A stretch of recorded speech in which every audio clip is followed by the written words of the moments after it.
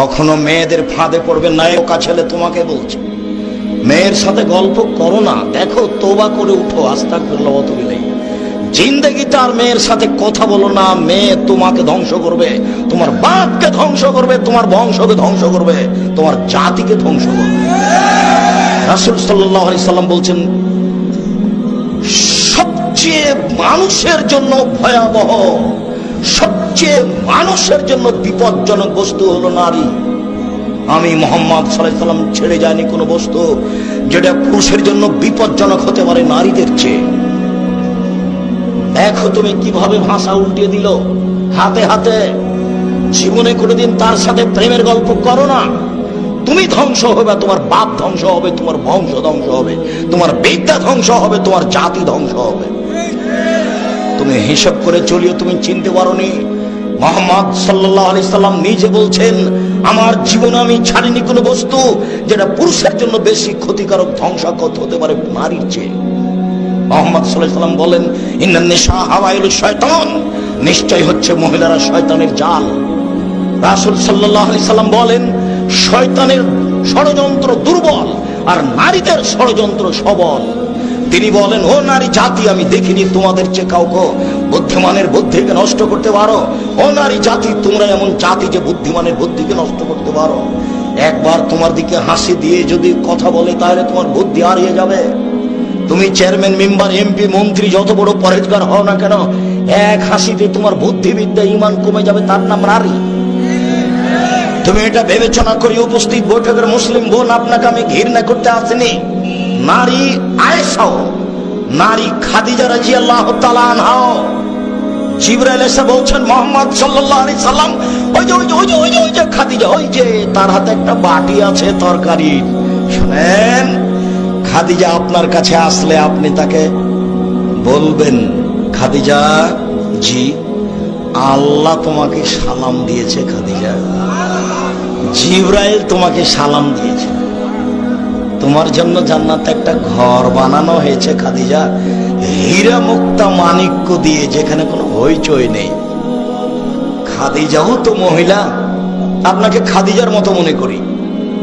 তো শয়তান কে হচ্ছে যে আপনার পাশে বসে আছে, দেখেন ওর ছোটবেলাও, ওর স্বামী নাই, ওর বাপ নাই, ও বাপ ছাড়াই দুনিয়াতে এসেছে, ও স্বামী ছাড়াই দুনিয়াতে চলে। বল হিসাব, আপনি আমার দিনই বোন, আপনাকে আমি ঘৃণা করতে আসিনি, আমি আপনাকে আমি শয়তানের চেয়ে খারাপ বলিনি। তো আপনার পাশে একজন মহিলা বসে আছে, আপনি দেখেন তার পেট দেখা যায়, তার পিঠ দেখা যায়, তার অঙ্গ প্রত্যঙ্গ দেখা যায়, ও কি মনে করে আর বাপ নাই নাকি? বাপ ছাড়াই দুনিয়াতে এসেছে, কাপুরুষ, ওটা তো আপনারই মেয়ে, জবাব আমি দেব। আপনি জান্নাত কিনে নিয়েন, জান্নাত পড়ে আছে। মুহাম্মদ সাল্লাল্লাহু আলাইহি সাল্লাম বলেছেন, তিন শ্রেণীর মানুষ জান্নাতে যাবে না, তার মধ্যে আপনি আছেন। মুহাম্মদ সাল্লাল্লাহু আলাইহি সাল্লাম বলেছেন, তিন শ্রেণীর মানুষ কখনো জান্নাতে যাবে না, তার মধ্যে আপনি একজন। আপনি হচ্ছেন দায়ুষ, ওই মেয়ে আপনার। আপনি হচ্ছেন স্বামী, ওই বই আপনার, যার পেট দেখা যায়, যার পিঠ দেখা যায়, যার হাত দেখা যায়, যার মাথার চুল দেখা যায়। এখনো বসে আপনার মেয়ে প্যান্ট পরে এখানে এখন বসে আছে, কাপুরুষ। কি দেখাচ্ছেন আপনি? কষ্ট লাগে, ব্যথা লাগে? ব্যথা লাগে কেন? আপনাকে আমি মুসলমান মনে করছি, বলছি, আপনাকে আমি হিন্দু মনে করিনি, আপনাকে আমি ইহুদি মনে করিনি, আপনাকে আমি খ্রিস্টান মনে করিনি, আপনাকে আমি মুসলমান বলেই মনে করছি। আপনি একজন কাপুরুষ, আপনি একজন কাপুরুষ, আপনি একজন কাপুরুষ। আপনার বিবাহ করা ঠিক হয়নি, আপনার বিবাহ করা ঠিক হয়নি, আপনার বাপ হওয়া ঠিক হয়নি। আপনার বাপ আপনার বিবাহ দিয়েছে, বইয়ের কাছে চলে গেছেন, চাই ছেলে মেয়ে হয়েছে, এর নাম বাপ নয়, ক্ষমতার নাম বাপ, নীতির নাম মা, ক্ষমতার নাম স্বামী। চোখ যেভাবে ঘুরে বউ সেভাবে চলে, তার নাম ক্ষমতা। চোখ যেভাবে ঘুরে বউ সেভাবে চলে, তার নাম ক্ষমতা। তিন শ্রেণীর মানুষ জান্নাতে যাবে না, তার মধ্যে আপনি একজন আছেন।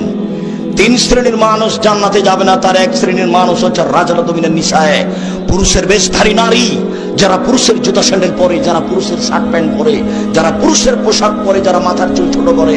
আপনি দেখতে পাচ্ছেন ঢাকা শহরে, গাজীপুর বাজারে হাজারো লক্ষ নারী এসব প্যান্ট পরে থাকছে, গেঞ্জি গায়ে থাকছে, এরা জাহান্নামী। আমি বলিনি এই কথা, মুহাম্মদ সাল্লাল্লাহু আলাইহি সাল্লাম বলেছেন।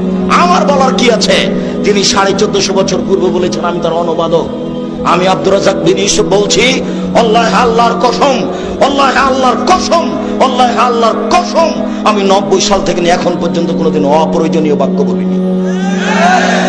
আমি 90 সাল থেকে নিয়ে এখন পর্যন্ত কোনোদিন কেসা কাহিনী বলিনি।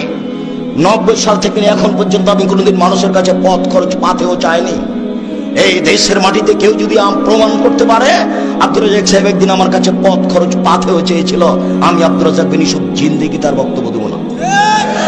আমি গাজীপুরের মাঠে বক্তব্য দিয়েছি, টাকা দিয়েছে আমাকে 10,000, আমার গাড়ির বিল এসেছে 15,000, আমি বাড়ি থেকে 5,000 টাকা দিয়েছি। আমি মানিকগঞ্জে গেছি, আমাকে দিয়েছে 6,000, 5,000, গাড়ির বিল এসেছে 12,000। আমি দিনাজপুরে প্রোগ্রামে গেছি, 1 টাকাও দেয়নি, গাড়ির বিল এসেছে 7,000, 1 পয়সাও দেয়নি। পরীক্ষা করলো নাকি আল্লাহ ভালো জানে,